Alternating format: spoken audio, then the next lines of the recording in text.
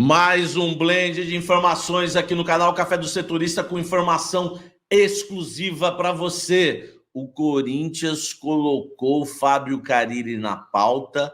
Eu vou te falar quando foi e todos os bastidores desta informação agora para você aqui nesse blend. Vamos também falar sobre o mercado da bola do Coringão. O Corinthians pode trocar Pedro Raul por 2 jogadores do Grêmio. Eu vou te contar essa história. Tem também uma possível debandada. O Corinthians corre risco de uma possível debandada se atrasar mais um salário, mais um mês dos jogadores. Eu vou te explicar tudo isso. O risco existe e eu já vi isso acontecer no futebol com uma cobertura que eu fazia, inclusive. Vou te contar toda essa história no blend de informações que ainda tem a proposta do Boca Juniors oficial ao Corinthians por Fausto Vera. Tudo isso agora nesse blend. Eu sou o Samir Carvalho, deixe o seu like, inscreva-se no canal, ative as notificações e vem tomar um café comigo, vem. Vou começar por Fausto Vera, tá? Vou começar por Fausto Vera. Considero o menos importante por mais importante, porque o Fausto Vera, infelizmente, não vingou com a camisa do Corinthians, mas também o Corinthians não pode liberar esse jogador de graça, porque o Corinthians pagou por ele 25 milhões de reais, tá certo? Esse foi o valor que o Corinthians pagou por 70% dos direitos econômicos do Fausto Vera, quando o Corinthians contratou o jogador em 2022, junto ao Argentino Júnior da Argentina. Ele fez uma bela temporada em 2022, sob o comando do técnico Vitor Pereira, vocês lembram bem, e depois acabou caindo aí, enfim, em esquecimento, né? Nunca mais conseguiu, caiu de desempenho, de rendimento, nunca mais conseguiu reeditar um bom futebol.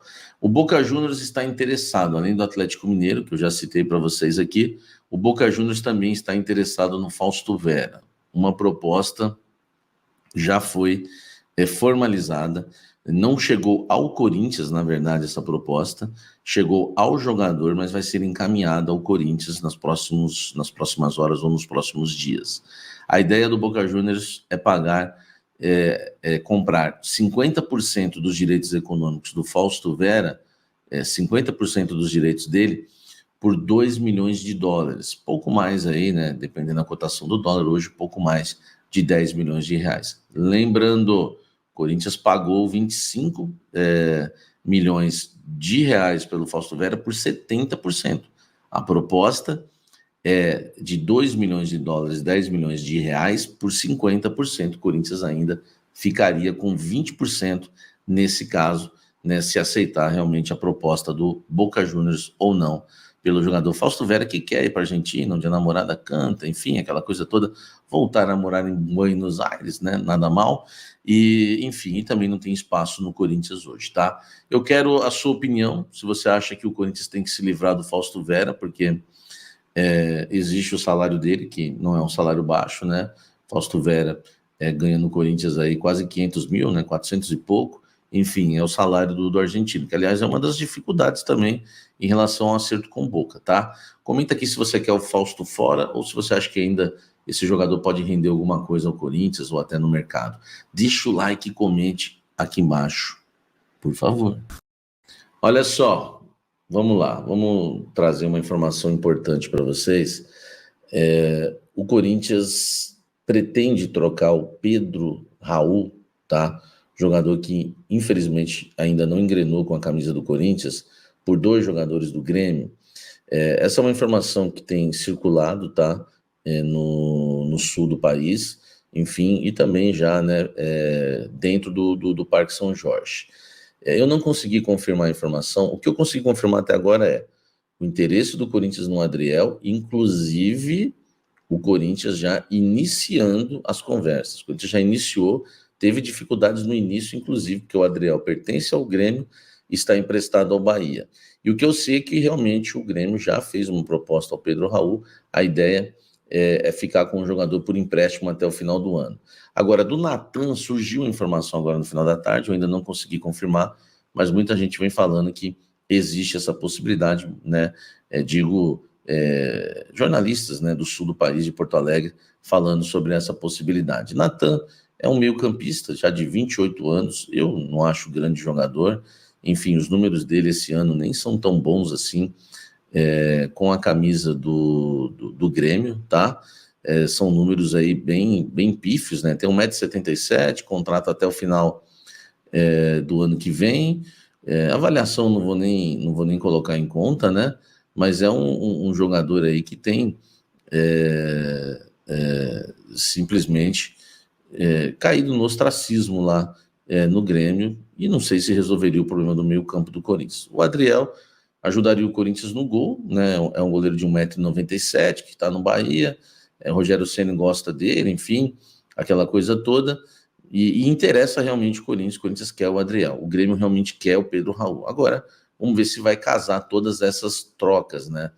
Se o Natan vai querer vir para São Paulo, se o Adriel quer jogar no Corinthians, se o Pedro Raul quer ir embora, eu creio que sim, porque não está tendo espaço, e como que vai ser o empréstimo, já que o presidente Augusto Melo prometeu que no Corinthians, na gestão dele, nenhum jogador seria emprestado com o Corinthians ajudando a pagar salários e nenhum jogador seria emprestado de graça. Então o Grêmio vai ter que, pelo menos para compensar o Corinthians em relação ao empréstimo do Pedro Raul, pagar todo o salário dele e ainda liberar, né, algum jogador em troca, senão o Corinthians não vai fazer esse tipo de negociação, pelo menos foi promessa do presidente.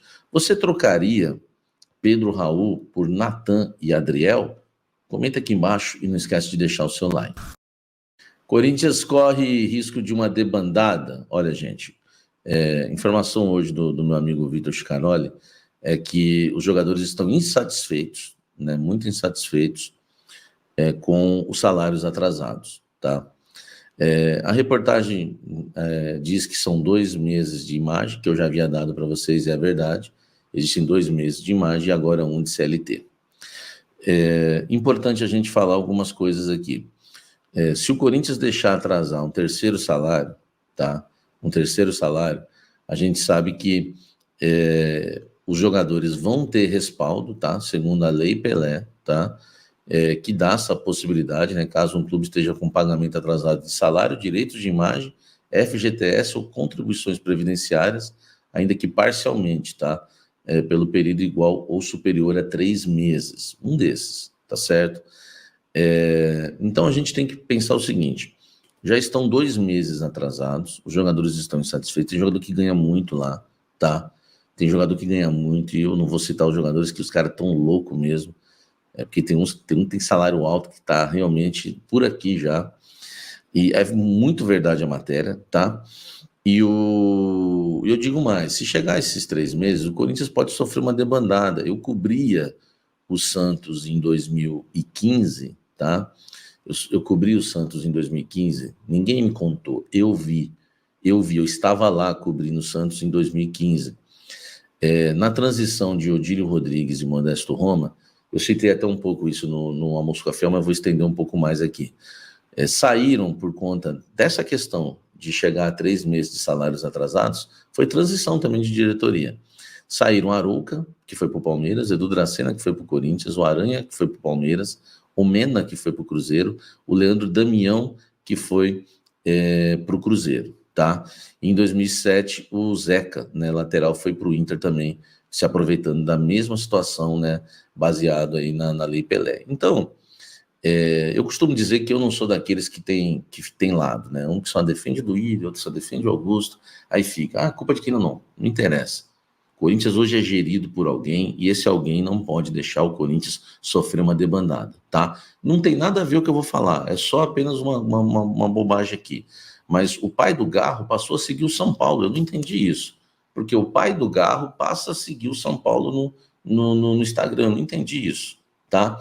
Então a gente tem que tomar cuidado, porque o Arouca era ídolo no Santos, campeão da Libertadores, foi para o Palmeiras, o Aranha também era titular do Santos, foi para o Palmeiras, o Edu Dracena, titular no Santos, foi para o Corinthians, enfim, o Mena, lateral, que era era lateral da seleção chilena, foi para o Cruzeiro. Cara, eles não estão nem aí, o jogador não está nem aí, velho. Entendeu? Não quer saber se é Duílio, se é Augusto, quem é. Deu 3 meses atrasado, se eles quiserem ir embora e se juntarem ainda, magoados, porque o Cássio foi embora, não sei quem, eles vão sair, tá? Então, depois, né, quem fica aí admirando homens, depois não diga que eu não avisei, tá? O problema é não sei de que, não interessa que é o problema.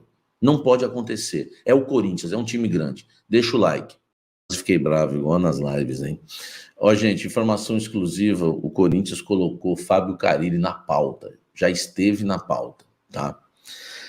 Vamos lá. Foi até mais do que esteve na pauta. Eu só não vou falar aqui a questão toda para não dar brecha, né? Para depois Fábio Carille querer falar alguma coisa, aproveitar que está pressionado lá no Santos, querer soltar uma nota. Então, não...